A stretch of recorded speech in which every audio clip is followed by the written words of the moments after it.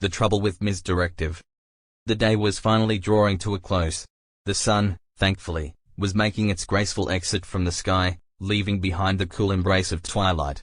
For a certain individual, whom we shall call just a guy I know, this daily transition from harsh daylight to gentle darkness was particularly welcome, especially after certain kinds of days.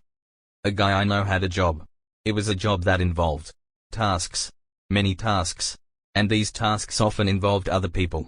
Specifically, one other person in particular, his supervisor. Let's call her Ms. Directive. Yes, Ms. Directive. Ms. Directive was a person of firm opinions. And these opinions often changed. Sometimes, within the same hour. A guy I know would be diligently working on Project Alpha, following Ms. Directive's very specific instructions, when suddenly, a new email would arrive. Subject: urgent reprioritization, Project Beta is now Project Gamma, and Project Alpha is irrelevant. A guy I know would sigh. A quiet, internal sigh, of course. He couldn't sigh too loudly. He'd painstakingly pivot, gathering all his focus for Project Gamma, only for Ms. Directive to sweep by his desk an hour later, saying, "Oh, about Project Alpha? I need that by end of day. It's critical now. Did I tell you to stop?" A guy I know would just stare. Not angrily, not even surprised anymore. Just stare. At the screen. At his keyboard. At the ceiling. He'd feel this strange, almost ticklish sensation of disbelief. It was like trying to catch water with a sieve.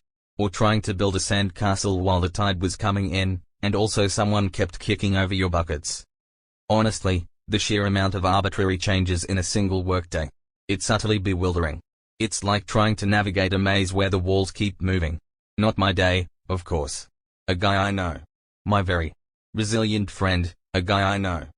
One particularly long afternoon, after Ms. Directive had requested a detailed report on historical napkin usage, a new priority, apparently, just minutes after declaring all reports obsolete, a guy I know felt a familiar tightness in his chest. It wasn't pain. It was just a profound sense of exasperation. He looked at the clock. It seemed to be moving backward. Or perhaps time itself had decided to play a cruel trick on him. He pictured Ms. Directive. Always with a confident nod, a decisive gesture, even when announcing something that directly contradicted her last firm directive. It was a masterclass in confident confusion. He thought, is this productivity? Is this forward momentum? Or is this just me, spinning in circles, generating heat but no actual progress?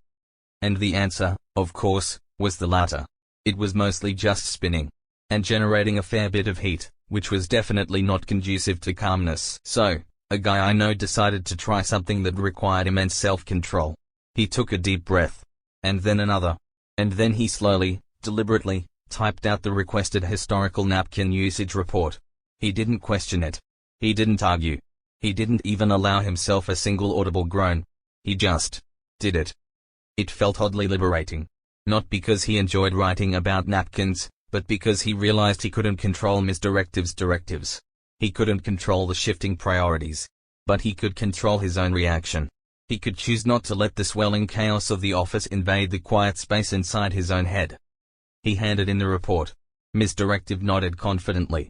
"Excellent," she said, as if it had been her plan all along. A guy I know just gave a small, almost imperceptible nod back. He was learning. He was learning that sometimes, the true victory isn't in winning an argument, but in simply surviving the day with your inner peace largely intact. And as a guy I know finally left the office, stepping out into the cool, silent night, a wave of relief washed over him. The bizarre demands, the illogical shifts, the confident pronouncements, they all seemed to shrink with the distance. He felt lighter. Free. As he walked home, he looked up at the stars. They weren't changing their positions every 5 minutes.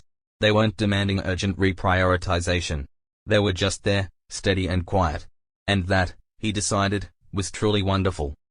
And as a guy I know drifted off to sleep that night, the chaotic demands of the day faded from his mind. He didn't dream of historical napkin usage or arbitrary deadlines. He dreamed of quiet spaces, and steady rhythms, and the blissful feeling of simply being off the clock. So, if you ever find yourself caught in the swirling vortex of a challenging day, or bewildered by someone's ever-shifting whims, remember a guy I know. Remember that sometimes, the greatest strength, and certainly the best path to peace, is to simply navigate the currents as best you can, and then, at the end of it all, find your own quiet harbor. Sleep now. And let the day's absurdities drift far, far away.